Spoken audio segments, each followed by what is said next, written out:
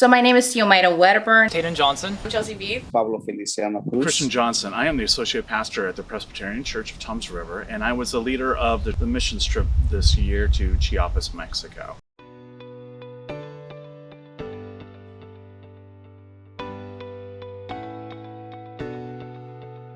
I think one of the most impactful parts of the trip was really getting to know the people in Chiapas, understanding their heart for children's ministry, their desire to really minister to the children and to really love on them, and our ability to just really speak to that, to listen to what their needs and their concerns were, and then to be able to provide them with tools, resources, ideas, just things that they were then able to just really begin to understand, formulate. And I think one of the things I enjoyed the most was watching them just find their voices and really be able to implement things like skits and games and lead out themselves.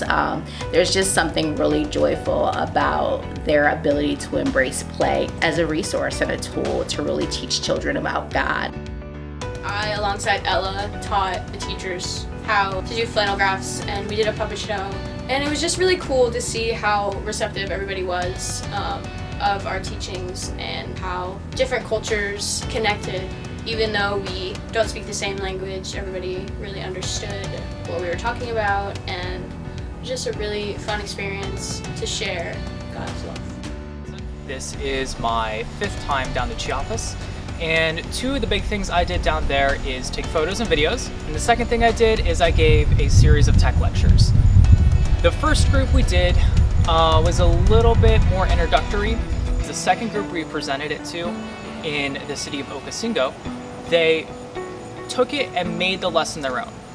They said, yes, we see these changes. How can you help us? What are some resources? How can we encourage healthy habits? How can we encourage healthy internet citizenship, and how can we strive to have these conversations openly as a community and learn where we as a community and family want to go.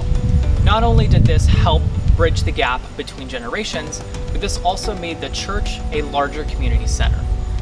And together we went to Chiapas and had the opportunity to connect and invest and equip 142 different Sunday school teachers and pastors. And those 142 people represent about 1,000 Sunday school kids in 18 different communities. And so we were able to have a significant impact and able to follow up on some of the ministry that we did 2 years ago and equipping people there. That was the first week of the trip. The second week, we actually had the opportunity to go and visit a number of churches in a wide area. Not only did we visit churches that were Celtal, part of that indigenous group, but we actually crossed a river and went into the tribal area of another group, and we had an opportunity to meet with them. We would sit down and we would hear their hopes and their dreams for their ministry and for their church and how we might be able to partner with them. It was wonderful in that we were invited into their churches, we were invited into their homes to share meals and to see a little bit of their life, see their swimming holes, see a variety of different things.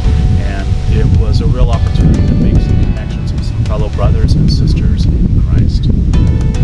We had made a previous trip where we had invested in many different Sunday school teachers, and they went and actually started Sunday school class. And then along the way, some others had joined us this year. And we were able to have an opportunity to ask them how confident they were feeling.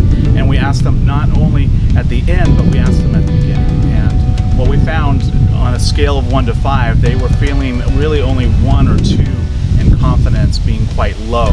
But by the end, most everyone felt that they were 4s or 5s. And so we could really see that they sensed they were more equipped. In Sahala, one of the elders said that we've had classes, but this is one of the things that I think, he says, this has opened my heart to be able to do more teaching and to be able to help the teachers teach in our congregation. And so I think that's something, elders here are very stoic and what he saw, and I think that opened his heart. And that's a big point, because if we can get the elders behind the program for children, it'll get better. And the other aspect that we had here in Ocosingo, a couple of the teachers were saying, this is what we really need to be able to help children of our church. So for the teachers to have their eyes open and the heart open to say this is what we need is a tremendous step that we've crossed the bridge.